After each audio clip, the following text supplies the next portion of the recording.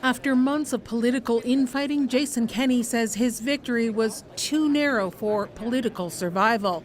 And so he bowed out of his job as leader of the party. I truly believe that we need to move forward united. We need to put the past behind us. And our members, a large number of our members, have asked for an opportunity to clear the air through a leadership election. The clock is ticking. A general election is set for next year. Kenney's support plummeted during the COVID crisis from both sides, those who said he was too lax and those who said he was too restrictive.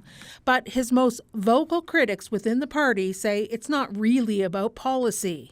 It's a failure in leadership. It's making bad decisions over a period of time and not involving the rest of the people that should be involved. Our belief is that the province is not behind him, that he is not electable, and that the only way for UCP to beat the NDP next year is with a new leader. And in Kenney's own riding, mixed feelings. I think he's done a great job. I think Alberta's sitting fairly well compared to the rest of the provinces around Canada. He hasn't done anything for us. It's all about him.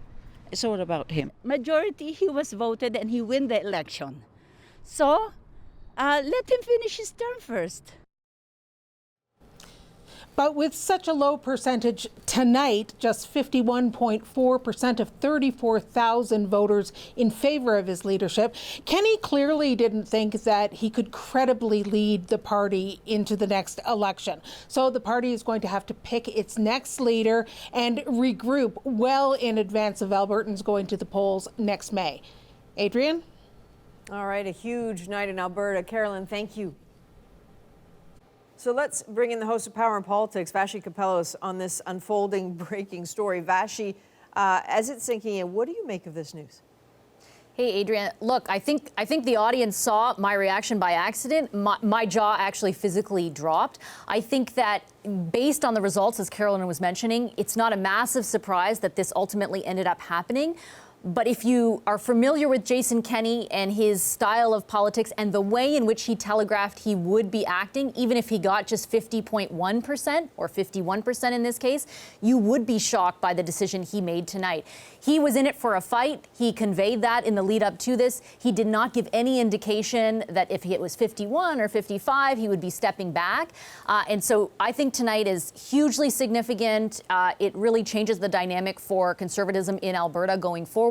And personally for Jason Kenney, a figure many Canadians would have been familiar with on the federal scene, this is certainly the greatest political failure of his political life. And how he wears that going forward, I think will certainly be something to watch. So Carolyn touched on it a moment ago with, Kenney's desire for a quick process. But what happens next? What happens next, very sort of imminently tomorrow, is that caucus meets. And caucus is where a lot of the dissent began and clearly now where it ended.